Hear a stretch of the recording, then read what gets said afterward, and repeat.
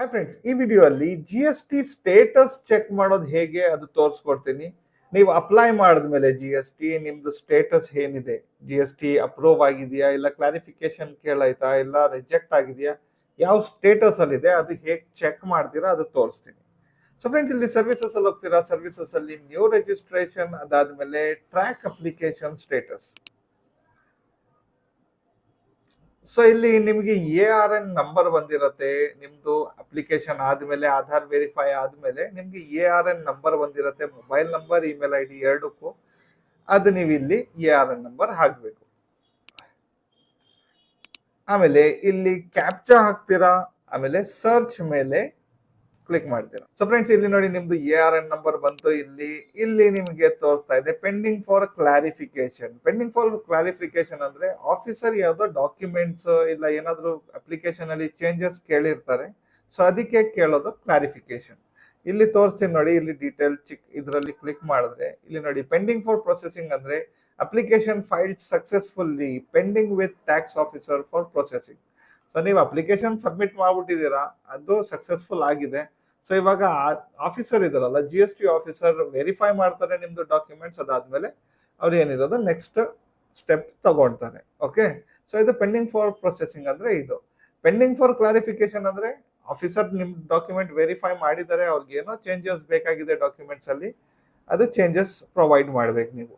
Okay, clarification filed pending for orders ಅಂತ ಬಂದ್ರೆ ನೀವು ಕ್ಲಾರಿಫಿಕೇಶನ್ ಬಂದೈತೆ, ನೀವು ಸಬ್ಮಿಟ್ ಮಾಡಿದೀರಾ ಕ್ಲಾರಿಫಿಕೇಶನ್ ಏನ್ ಆಫೀಸರ್ ಕೇಳಿದಾರೆ ಅದು.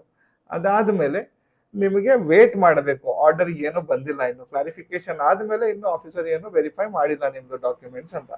ಸೊ ಇಲ್ಲಿ clarification not filed pending for order ಅಂದ್ರೆ ನೀವು ಕ್ಲಾರಿಫಿಕೇಶನ್ ಟೈಮ್ ಕೊಟ್ಟಿದ್ರು 7 ದಿವಸದ್ದು 8 ದಿವಸದ್ದು, ನೀವು ಅದ್ರ ಒಳಗಡೆ ನೀವು ಕ್ಲಾರಿಫಿಕೇಶನ್ ಫೈಲ್ ಮಾಡಿಲ್ಲ. ಸೊ ಅದಾದ್ಮೇಲೆ ಟೈಮ್ ಕ್ರಾಸ್ ಆಯ್ತು ಅಂದ್ರೆ ನಿಮ್ದು ಆರ್ಡರ್ ಹೋಗಿದೆ, ಇನ್ನು ಪೆಂಡಿಂಗ್ ಅಲ್ಲಿ ಇದೆ, ನಿಮ್ದು ರಿಜೆಕ್ಟ್ ಮಾಡಕ್ಕೆ ಆರ್ಡರ್ ಕಳಿಸ್ತಾ ಇದ್ದಾರೆ ಆಫೀಸರ್ ಅಂತ ಲೆಕ್ಕ ಬರುತ್ತೆ. ಅಪ್ರೂವ್ಡ್ ಅಂದ್ರೆ ನಾರ್ಮಲಿ ಎಲ್ಲ ಡಾಕ್ಯುಮೆಂಟ್ ಕರೆಕ್ಟ್ ಆಗಿದೆ, ಅಪ್ರೂವ್ ಆಗಿದೆ ಅಂತ. ರಿಜೆಕ್ಟೆಡ್ ಅಂದ್ರೆ ರಿಜೆಕ್ಟೆಡ್, ನೀವು ಏನೋ ಇರೋದು, ನೀವು ಅಪ್ಲೈ ಮಾಡಿದೀರಾ, ಕ್ಲಾರಿಫಿಕೇಶನ್ ಅಪ್ಲೈ ಮಾಡಿದೀರಾ, ಆಮೇಲೆ ರಿಜೆಕ್ಟ್ ಆಗ್ಬಿಟ್ಟೈತೆ. ಓಕೆ, ವಿಡ್ರಾ ಅಂದ್ರೆ ನೀವೇ ಕ್ಯಾನ್ಸಲ್ ಮಾಡಿದಿರ, ನೀವು ಅಪ್ಲಿಕೇಶನ್ ಹಾಕಿದಿರಾ, ಅದಾದ್ಮೇಲೆ ನೀವೇನೆ ಕ್ಯಾನ್ಸಲ್ ಮಾಡ್ಬಿಟ್ಟಿದ್ದೀರಾ, ಬೇಡ ನನಗೆ ಜಿ ಎಸ್ ಟಿ ಅಂತ ನೀವು ಮೈಂಡ್ ಚೇಂಜ್ ಮಾಡ್ಕೊಂಡಿದ್ದೀರಾ, ಕ್ಯಾನ್ಸಲ್ ಮಾಡಿದ್ದೀರಾ. ಸೊ ವಿಡ್ರಾ ಅಂತ ಹೇಳುತ್ತೆ. Cancelled on request of tax pair ಅಂದ್ರೆ ನೀವು ಜಿ ಎಸ್ ಟಿ ಅಪ್ರೂವ್ ಆದ್ಮೇಲೆ ಕ್ಯಾನ್ಸಲ್ ಮಾಡಿರ್ತೀರಾ. ಓಕೆ, ಆತರ ಏನಾದ್ರು ಕ್ಯಾನ್ಸಲೇಷನ್ ಅಪ್ಲೈ ಮಾಡಿದ್ರೆ cancelled on request of tax pair ಅಂತ ಬರುತ್ತೆ. ಕ್ಯಾನ್ಸಲ್ಡ್ ಸುವೋಮೋಟೋ ಅಂದ್ರೆ ನೀವು ಜಿ ಎಸ್ ಟಿ ತಗೊಂಡಿದ್ದೀರಾ, ನೀವು ಫೈಲಿಂಗ್ ಮಾಡಿಲ್ಲ ಒಂದ್ ಸ್ವಲ್ಪ ಟೈಮ್ ವರ್ಗು, ಇಲ್ಲ ನೀವೇನಾದ್ರೂ ತಪ್ಪು ಮಾಡಿದ್ದೀರಾ, ಅದಾದ್ಮೇಲೆ ಜಿ ಎಸ್ ಟಿ ಕ್ಯಾನ್ಸಲ್ ಮಾಡಿದ್ದಾರೆ ಆಫೀಸ್ ಕಡೆಯಿಂದ. ಓಕೆ, ಆಫೀಸರ್ ಕಡೆಯಿಂದ. ಸೊ ಅದಕ್ಕೆ ಏನ್ ಹೇಳ್ತಾರೆ, ಕ್ಯಾನ್ಸಲ್ಡ್ ಸುವೋಮೋಟೋ ಅಂತ ಹೇಳ್ತಾರೆ. ಓಕೆ, ಸೊ ಇದು ಕಂಪ್ಲೀಟ್ ಡಿಸ್ಕ್ರಿಪ್ಷನ್ ಇದ್ರೊಂದು. ಸೊ ಇವಾಗ ಇದು ನಮ್ಗೆ ಬೇಡ. ಸೊ ಇಲ್ಲಿ ನೀವು ಯಾವಾಗ್ಲೂ ಏನ್ ಮಾಡ್ತೀರಾ, ಚೆಕ್ ಮಾಡ್ಕೊಳ್ಳಿ. ಇಲ್ಲಿ ನೋಡಿ ಏನ್ ಬರ್ದೈತೆ, ಇಲ್ಲಿ ಡೌಟ್ ಇದೆಯಾ, ಇಲ್ಲಿ ಕ್ಲಿಕ್ ಮಾಡಿದ್ರೆ ನಿಮ್ಗೆ ಯಾವ್ದಕ್ಕೆ ಏನಾಗಿರೋದು ಅದು ತೋರ್ಸತ್ತೆ, ಅದು ನೋಡ್ಕೊಳ್ಳಿ. ಇವಾಗ ಪೆಂಡಿಂಗ್ ಫಾರ್ ಕ್ಲಾರಿಫಿಕೇಶನ್ ಅಂದ್ರೆ ಇವಾಗ ನೀವು ಡಾಕ್ಯುಮೆಂಟ್ ಸಬ್ಮಿಟ್ ಮಾಡಬೇಕು ಆಫೀಸರ್ಗೆ. ಸೊ ಇವಾಗ ನಿಮ್ಗೆ ಪೆಂಡಿಂಗ್ ಫಾರ್ ಕ್ಲಾರಿಫಿಕೇಶನ್ ಅಂತ ಬಂತು, ಆಫೀಸರ್ ಕ್ಲಾರಿಫಿಕೇಶನ್ ಕೇಳಿದ್ದಾರೆ, ಅದ್ಗೆ ಹೇಗ್ ಲೆಟರ್ ಡೌನ್ಲೋಡ್ ಮಾಡ್ಕೊಂತೀರಾ ಕ್ಲಾರಿಫಿಕೇಶನ್, ಆಮೇಲೆ ಹೇಗ್ ಕ್ಲಾರಿಫಿಕೇಶನ್ ಸಬ್ಮಿಟ್ ಮಾಡ್ತೀರಾ, ಅದು ಲೆಟರ್ ಹೇಗ್ ಓದ್ಬೇಕು, ಏನ್ ಬರ್ದೈತೆ ಅದೆಲ್ಲ ನಾನು ಡೀಟೇಲ್ ಆಗಿ ವಿಡಿಯೋ ಮಾಡಿದೀನಿ.